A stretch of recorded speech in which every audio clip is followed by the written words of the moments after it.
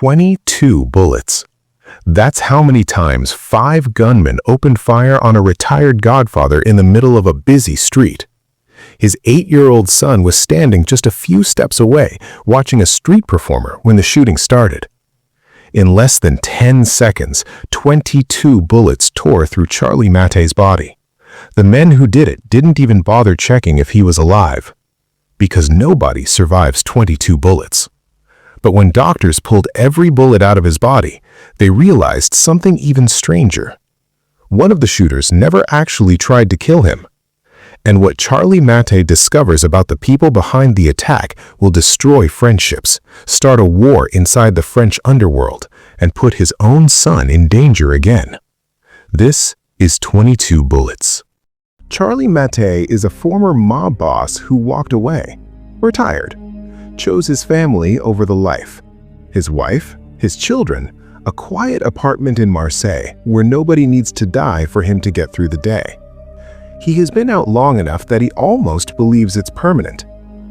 One afternoon, he parks his car so his son Anatoly can watch a street musician play on the corner. He steps out of the vehicle. 5 men are waiting. They fire 22 times. Charlie goes down on the pavement while his son watches from 30 feet away. By the time the ambulance arrives, the doctors don't understand how he is still breathing.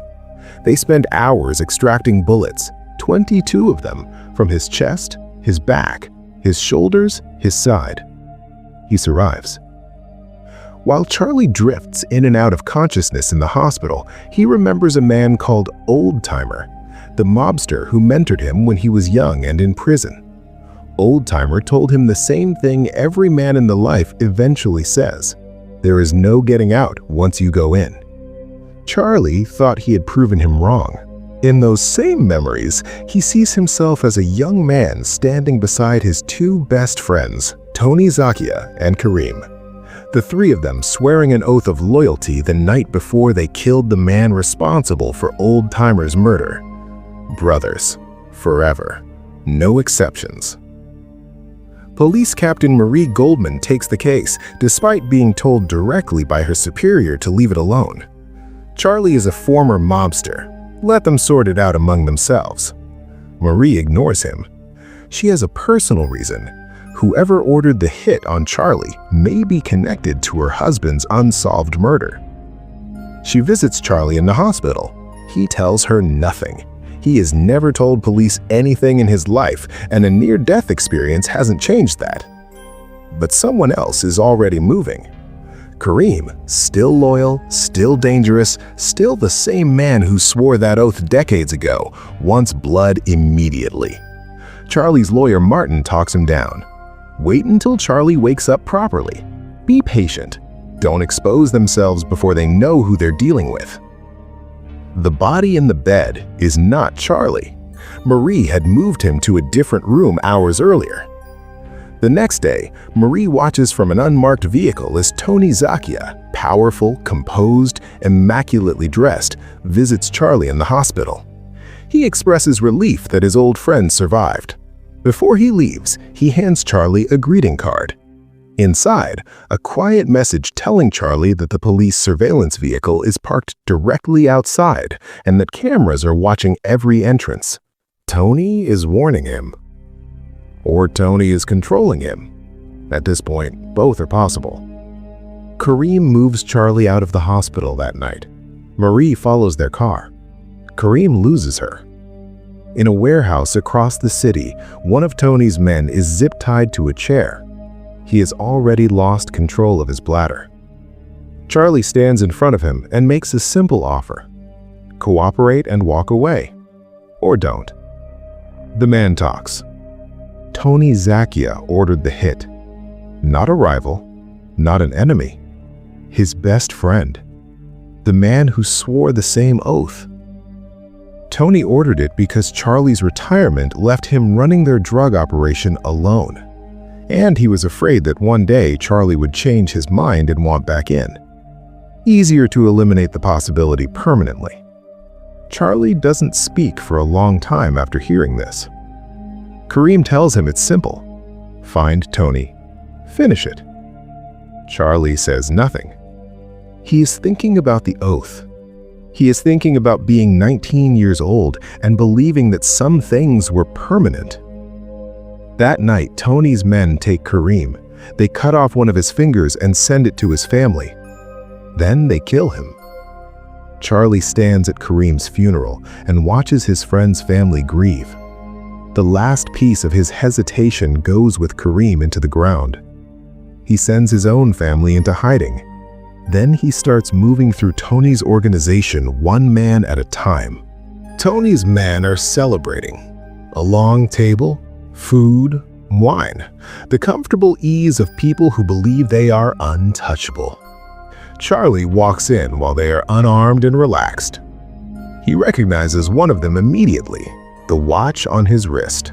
The same watch he saw on one of his shooters before he lost consciousness on that street. He shoots him first. The others don't move. Charly walks out. He is not hiding anymore. Tony escalates. He sends men to Charly's house. Empty. Sends men to track Martin, the lawyer, to Charly's location, and for a moment surrounds them both. Charly holds them off long enough for Martin to escape by boat. When the chase ends with Charly's motorcycle hitting a police car, he ends up back in Marie's interrogation room. She tells him what her investigation found at the original crime scene. 5 shooters opened fire on him that day. 22 bullets between them.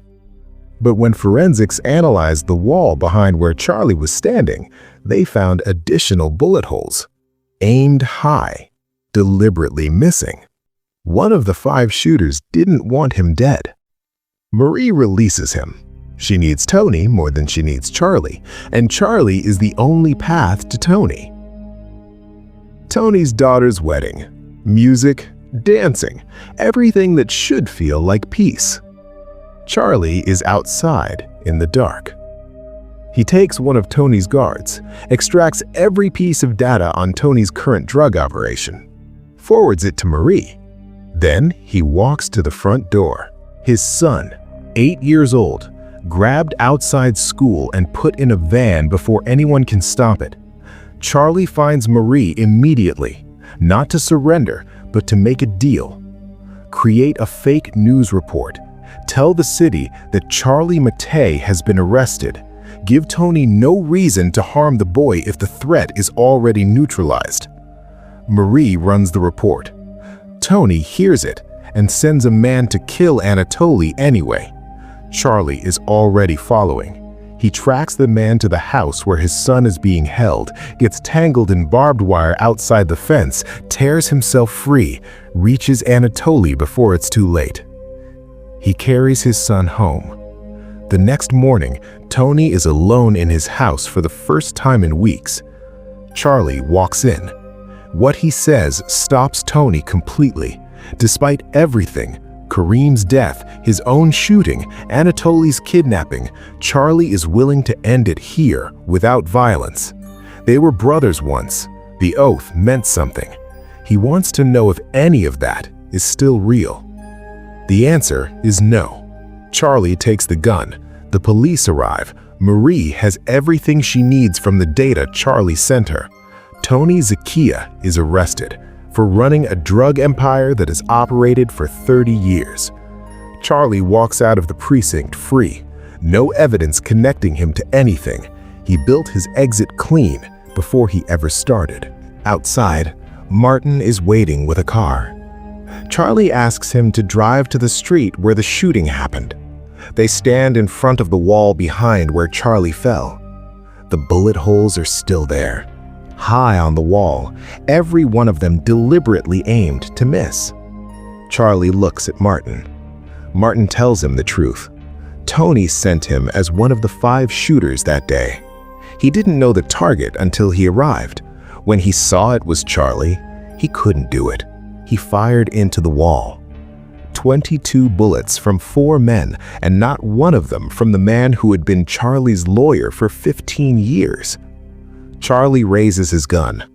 Then he fires it into the wall. Once, twice, several times. Into the wall, not at Martin. Some debts can't be repaid. Some can. Charlie spent years believing there was no getting out of the life. Then he got out. Then 22 bullets tried to prove him wrong. None of them did. The last scene is a beach. Charlie and his family walking into the sun like people who have earned the right to something ordinary.